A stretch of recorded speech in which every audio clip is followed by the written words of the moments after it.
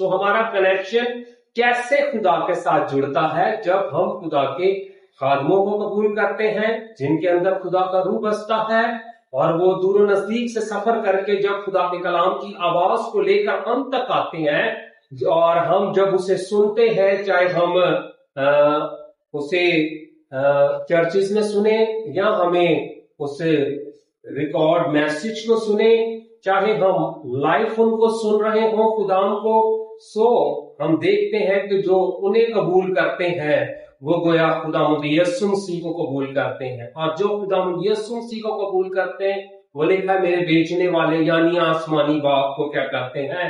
قبول کرتے ہیں۔ سو اس یسوع میں آپ سب کی سلامتی ہو۔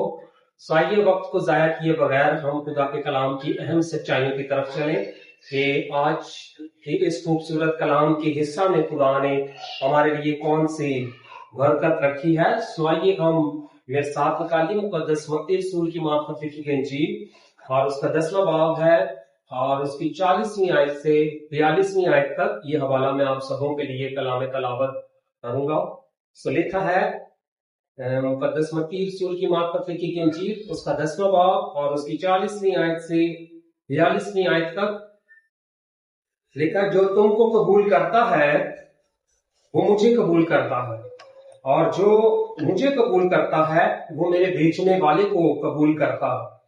جو نبی کے نام سے نبی کو قبول کرتا ہے وہ نبی کا اجر پائے گا، اور جو راست باز کے نام سے راست باز کو قبول کرتا ہے وہ راست باز کا اجر پائے گا، اور جو کوئی شاگرد کے نام سے ان چھوٹوں میں سے کسی کو صرف ایک پیالہ ٹھنڈا پانی پلائے گا، میں تم سے سچ کہتا ہوں وہ اپنا اجر ہرگز نہ ہوئے گا۔ خدا کا پاک کلام کے پڑھے سنے جانے پر خداوند کی برکت۔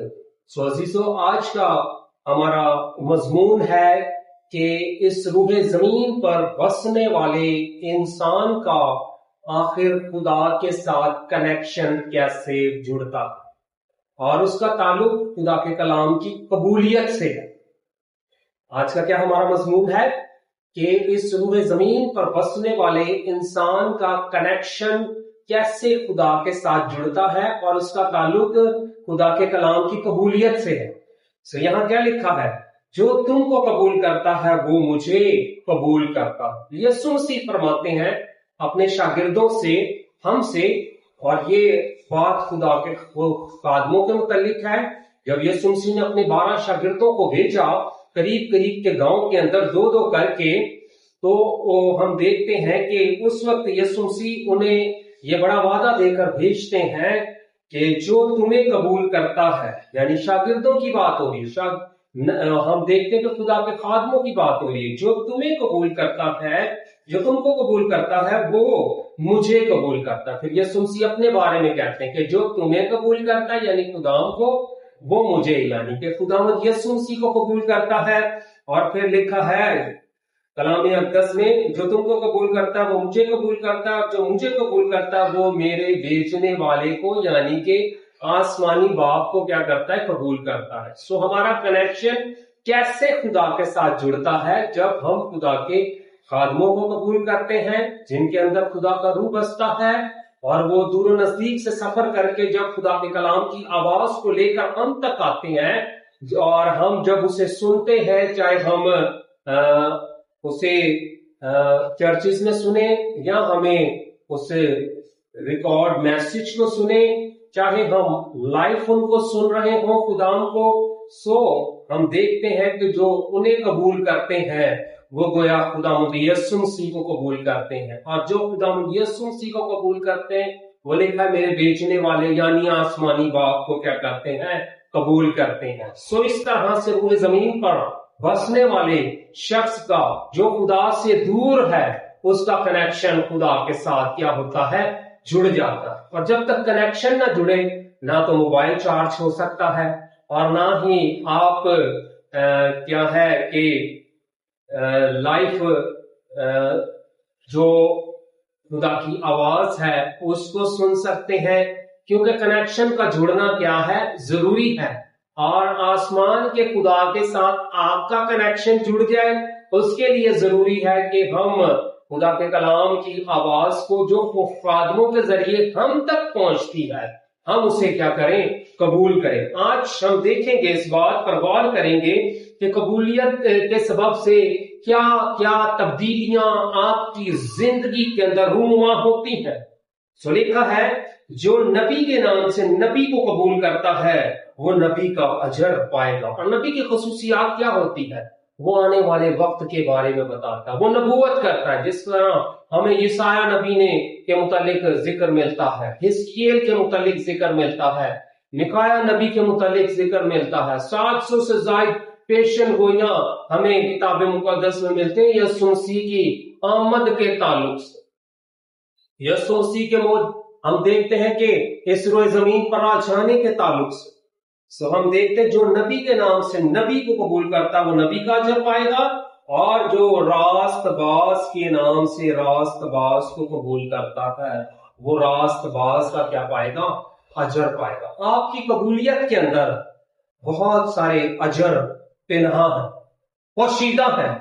سو ہم دیکھتے ہیں کلام اقدس میں کنیکشن ہم نے دیکھا ہے کہ کیسے جڑتا ہے خدا کے خادموں کو قبول کرنے کے سبب سے مسیح یسوع کے ساتھ، یوں جڑتا ہوا آسمانی باپ کے ساتھ، اور پھر اسی طرح سے مسیح یسوع فرماتے ہیں کہ جو نبی کے نام سے نبی کو قبول کرتا ہے، کیونکہ 5 اہم قسم کی خدمات ہیں جو کلیسیا کے اندر سونپی گئی، ان میں چرواہے ہیں، استاد ہیں، مبشر ہیں، اور ہم دیکھتے ہیں کہ نبی کی خدمت ہے، استاد کی خدمت ہے۔ سو ہم دیکھتے ہیں کلام اقدس کی اہم سچائیوں پر غور کرتے ہوئے کہ پھر لکھا جو راست باز کے نام سے راست باز کو قبول کرتا ہے وہ راست باز کا اجر پائے گا۔ اور راست بازی کیسے میسر آتی ہے؟ مسیح یسوع پر ایمان لانے کے سبب سے آپ راست باز ٹھہرائے جاتے ہیں۔ یہ آپ کی باتوں ریاستوں کے سبب سے نہیں ہوتا، بلکہ مسیح یسوع اپنی راست بازی آپ میں منتقل کر دیتا ہے۔ کیسے؟ جو وہ آپ کی زندگی میں آ جاتا ہے تو اس کی راست بازی ہمیں کیا آتی ہے؟ میسر آتی ہے۔ اگر ہم کہیں کہ ہم اپنی باتوں سے، ریاستوں سے، اپنی کوششوں سے راست باز بن جائیں، ایسا ناممکن ہے، کیونکہ ہماری راست بازی کیا ہے؟ ناپاک دجیوں کی مانند ہے۔ کلام اقدس میں لکھا یسایہ نبی کے صحیفہ میں، لیکن مسیح یسوع کی راست بازی جب ہمیں میسر آتی ہے تو پھر ہم راست باز کیا ہوتے ہیں؟ ٹھہرتے ہیں۔ اور لکھا جو راست باز کے نام سے راست باز کو قبول کرتا وہ راست باز کا کیا پائے گا؟ اجر پائے گا، راستی کی راہ پر چلنے والا۔ سو ہم دیکھتے ہیں جو کوئی شاگرد کے نام سے ان چھوٹوں میں سے کسی کو صرف ایک پیالہ ٹھنڈا پانی پلائے گا، میں تم سے سچ کہتا ہوں کہ وہ اپنا اجر ہرگز نہ کھوئے گا۔ مسیح یسوع نے کیوں یہ باتیں کی؟ کیونکہ جب انہیں دو دو کر کے بھیجا جا رہا تھا تو وہ کس کے نام پر جا رہے تھے؟ وہ مسیح یسوع کے نام پر جا رہے تھے، اس کا پرچار کرنے کے لیے کہ ایک مسیحا اس دنیا میں آ چکا ہے جو اندھوں کو آنکھیں دیتا ہے، جو لنگڑوں کو چلنے کی قوت بخشتا ہے، جو مردوں کو زندہ کرنے کی طاقت رکھتا ہے، اور وہ اس قدر ہم دیکھتے ہیں کہ قدرت اور طاقت سے بھرا ہوا ہے، وہ جس کے گناہ معاف کر دے معاف ہو جائے، اور جس کے گناہ قائم کر دے قائم ہو جائے۔ سو وہ شخصیت کی منادی کرنے کے لیے شاگرد کیا کر رہے تھے؟ جا رہے تھے۔ اور سن 33 عیسوی کے اندر ہم دیکھتے ہیں کہ شاگردوں کو یسوع مسیح یہ بڑا وردان دے کر بھیجتے ہیں کہ جو تمہیں قبول کرتا وہ مجھے قبول کرتا، اور جو مجھے قبول کرتا ہے وہ میرے بھیجنے والے کو قبول کرتا ہے۔ پھر نبی کی ہمیں قبولیت کا اجر نظر آتا ہے، پھر راست باز کی قبولیت کا اجر نظر آتا ہے، پھر شاگردوں میں سے اگر کسی چھوٹوں میں سے کسی کو ایک پیالہ ٹھنڈا پانی پلائے گا تو لکھا وہ بھی اپنا اجر ہرگز نہ کھوئے گا۔ اور ہم دیکھتے ہیں کلام اقدس کی اہم سچائیوں پر غور کرتے ہوئے کہ کچھ لوگ کتاب مقدس کے اندر ہمیں ایسے بھی ملتے ہیں جنہوں نے قبول نہ کیا۔ یوحنا کی انجیل میرے ساتھ نکالیے، اور اس کے پہلے باب کی ہم دیکھتے ہیں 5ویں آیت کے اندر کیا لکھا ہوا ہے، خداوند یسوع مسیح کیا فرماتا ہے۔ سو ہم اس بات پر غور کریں گے۔ جتنے لوگ اس وقت آن لائن مجھے دیکھ رہے ہیں، سن رہے ہیں، وہ اپنی کتاب مقدس کو کھول سکتے ہیں سو لکھا ہے یوحنا کی انجیل اور اس کے پہلے باب کی 5ویں آیت کے اندر خداوند یسوع مسیح اپنے بندہ مقدس یوحنا رسول کی معرفت مخاطب ہے اور کیا فرماتے ہیں؟ اور نور تاریکی میں چمکتا ہے اور تاریکی نے اسے قبول نہ کیا۔ تاریکی شیطانی قوتوں کو ظاہر کی نمائندگی کرتی ہے۔ تاریکی اندھیرے کی بات کر رہا ہوں، تاریکی کی بات کر رہا ہوں۔ جب یسوع مسیح آیا تو لکھا ہے جو موت اور سایہ کی وادی کے اندر تھے، جو تاریکی میں تھے، ان پر بڑا نور چمکا۔ اور جب تخلیق کائنات کے موجد نے کائنات کو بنانے کا کام شروع جب کیا تو لکھا گہراؤں کے اوپر اندھیرا تھا، خدا کی روح پانی کی سطح پر جنبش کرتی تھی، اور خدا نے کہا کہ روشنی ہو جا، اور روشنی ہو گئی۔ اور وہ روشنی، وہ نور، ہم دیکھتے ہیں کہ ابتدا میں خدا کے کیا تھا؟ ساتھ تھا، وہ کلمہ ساتھ تھا، اور اسی کلمہ کے اندر ہم دیکھتے ہیں کہ تخلیق کا کام کیا ہوا؟ وجود میں آنا شروع ہوا۔ تو یہاں ہم دیکھتے ہیں یوحنا کی انجیل اور اس کے پہلے باب کی 5ویں آیت میں، اور نور تاریکی میں چمکتا ہے اور تاریکی نے اسے قبول نہ کیا۔ تاریکی نے اسے قبول نہ کیا۔ اور آج تک تاریکی کی قوتیں جو ہیں اپنی، ہم دیکھتے ہیں کلام اقدس کی ہم سچائیوں پر غور کرتے کہ تاریکی کی قوتیں آج بھی اس روح زمین پر کام کر رہی ہیں اور بہت سارے لوگوں کو تاریکی کے قبضہ کے اندر لے کر جانے کی کوشش کر رہی ہیں۔ لیکن جہاں جہاں خدا کا نور چمکتا ہے تاریکی وہاں کیا ہو جاتی ہے؟ فیل ہو جاتی ہے۔ تاریکی وہاں کیا ہو جاتی ہے؟ فیل ہو جاتی ہے۔ اور پھر ہم آگے چل کر دیکھتے ہیں کتاب مقدس میں یوحنا کی انجیل اور اس کی پہلے باب 11ویں آیت میں لکھا ہے وہ اپنوں کے گھر آیا۔ کون؟ یسوع مسیح کے متعلق لکھا ہے، اس حقیقی نور کے متعلق لکھا ہے، وہ اپنوں کے گھر آیا۔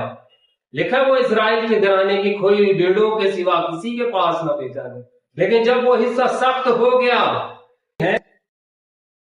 سو ہم دیکھتے ہیں خدا کے کلام پر غور کرتے ہیں، لکھا ہے وہ اپنوں کے گھر آیا اور اس کے اپنوں نے اسے قبول نہ کیا۔ یسوع مسیح اسرائیل کے گھرانے کی کھوئی ہوئی بھیڑوں کے پاس بھیجا گیا اور انہوں نے اسے قبول نہ کیا۔ لیکن یاد رکھیں یہ دروازہ پھر دیگر قوموں کے لیے کھلا، ہم لوگوں کے لیے کھلا، اور ہم دیکھتے ہیں کہ کلام اقدس میں لکھا ہے پھر یہ دعوت عام ہو گئی کہ تھکے ماندو اور بوجھ کے دبے ہوئے لوگوں سب میرے پاس آؤ۔ اور یہاں لکھا ہے یوحنا کی انجیل اور اس کے پہلے باب کی 12ویں آیت میں، لیکن جتنوں نے اسے قبول کیا اس نے انہیں خدا کے فرزند بننے کا حق بخشا، یعنی انہیں جو اس کے نام پر کیا کرتے ہیں؟ ایمان لاتے ہیں۔ میرے عزیزوں یاد رکھیں کہ لکھا ہے یوحنا کی انجیل اس کے پہلے باب کی 12ویں آیت میں، لیکن جتنوں نے اسے قبول کیا اس نے انہیں خدا کے فرزند بننے کا حق بخشا۔ سو ہم دیکھتے ہیں خدا کے کلام کی جب اہم سچائیوں پر غور کرتے ہیں تو ہم دیکھتے ہیں کنہوں نے قبول کیا؟ جو اس کے نام پر ایمان لائے، یعنی یسوع نام پر جو ایمان لائے۔ اور ہم دیکھتے ہیں کلام اقدس میں، لیکن جتنوں نے اسے قبول کیا اس نے انہیں خدا کے فرزند یعنی بیٹے بیٹیاں بننے کا حق بخش دیا، یعنی انہیں جو اس کے نام پر کیا کرتے ہیں؟ ایمان لاتے ہیں۔ جب وہ اس کے نام پر ایمان لائے تو پھر اس ایمان کے سبب سے ان کی زندگیوں کے اندر عجیب اور جلالی کام ہے۔ مقدس ابراہیم کے متعلق دیکھتے ہیں کہ وہ خدا کے نام پر ایمان لاتا ہے، اور پیدائش 12ویں باب کے اندر ہم دیکھتے ہیں خدا اسے قصدیوں کی اور سے بلاتا ہے اور اس سے کہتا ہے تو اپنے وطن، اپنے ناطے دار، اپنے رشتہ داروں کو چھوڑ اور جس جگہ میں تجھے لے کر جانا چاہتا ہوں تو چل۔ اور وہ خدا کے کلام پر ایمان رکھتا ہوا، خدا کے کلام کو قبول کرتا ہوا، ہم دیکھتے ہیں کہ اس راہ پر چل نکلتا ہے اور خدا اس کے ساتھ ایک بڑا وعدہ کرتا ہے، اور وعدہ کیا ہے؟